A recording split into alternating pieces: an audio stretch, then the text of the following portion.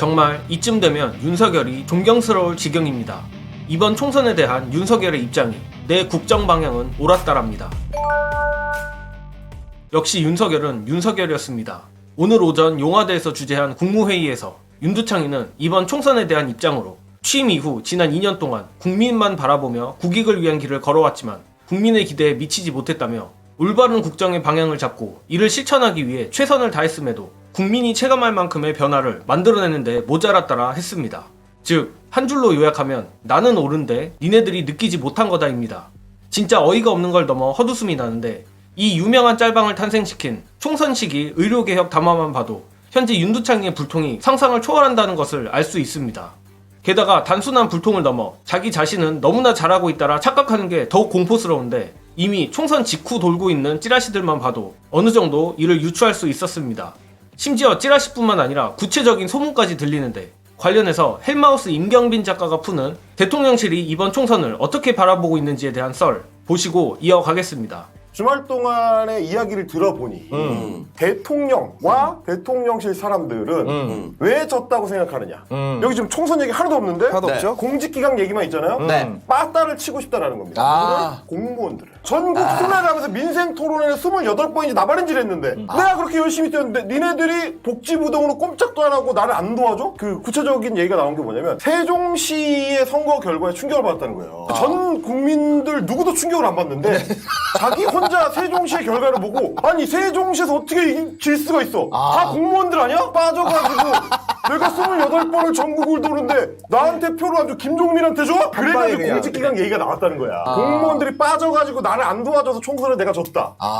그러면 이제 공직자의 정치적 중립을 너네가 지켜서 졌다. 감히 네가 헌법을 지켜? 야, 내가 무서워 헌법이 무서워. 이것만 봐도 모든 게 일맥상통합니다. 두창이가 오늘 국무회의에서 밝힌 대로 자기들 딴에는 국정의 방향을 올바르게 설정했지만 공무원들이 일을 안 해서 국민들이 체감하지 못했다라 생각한다는 뜻입니다. 이런 처참한 현실 인식만 봐도 앞으로 공직사회에 상당한 피바람이 불 것 같은데 이는 어제 보도됐던 법률수석실을 만드는 것과도 연결된다고 봅니다. 쉽게 말해 과거 민정수석실과 비슷한 기능의 조직을 만드는 것인데 결국 인사와 관련된 세평 및 정보 수집을 대통령실이 직접 하고 이를 통해 야당과 여당은 물론 공직사회까지 겨냥해 사정정국을 조성하려는 것 같습니다. 물론 여기서 행복회로를 돌려보자면 이를 계기로 공직사회에서 본격적으로 반기를 들고 일어나는 건 아닌지 게다가 검찰 내부에서 반란이 일어나는 것 아니냐는 기대도 해볼 수는 있겠습니다. 그러나 저는 반대로 생각합니다.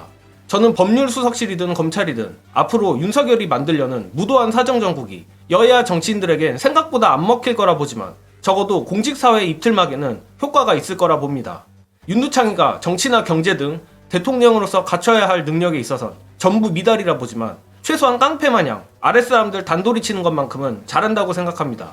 이 부분은 구조적 문제에서 기인한다고 보는데 이에 대한 해설은 영상으로 가름하겠습니다. 자기들이 살기 위해서라도 김건희 씨를 수사할 가능성 이런 건 없습니까? 저는 없다고 봅니다. 그렇습니까? 저는 뭐 당근과 채찍으로 윤석열 정부가 검찰을 완벽히 틀어잡고 있다라고. 다른 건 못해도 검찰 장악은 잘한다. 이런 거. 그렇게 생각을 하고. 네. 자, 그러면 예를 한번 들어볼게요. 네네. 군사정권 시절에 위기가 왔다고 해서 군사정권 내부의 쿠데타가 기획된 적이 있습니까? 역사적으로는 없었네요. 없습니다. 네. 그래서 저는 실제로 당근과 채찍에 의해서 완벽하게 장악되고 있을 뿐더러 알고 보면은 검찰 집단은 공무원이다. 그 정도의 저는 나쁘게 이야기하면은 영모를 꿈꿀 만큼의 간이 배 밖에 나온 사람들도 없고 좋게 말하면은 사회 정의를 위해 가지고 자신의 안위를 내던질 사람도 없다. 자신의 안위를 위해서 정의를 추구하는 척할 가능성은 없을까요? 대한민국 공직사회에는 저항권이 보장되지 않습니다. 네. 저항권이 보장되지 않는다는 것은요, 부당한 명령에 대해서도 모른 척하고 넘어가 버리면은 죄가 없습니다. 저는 검찰 조직도 별반 다르지 않을 거라고 봅니다.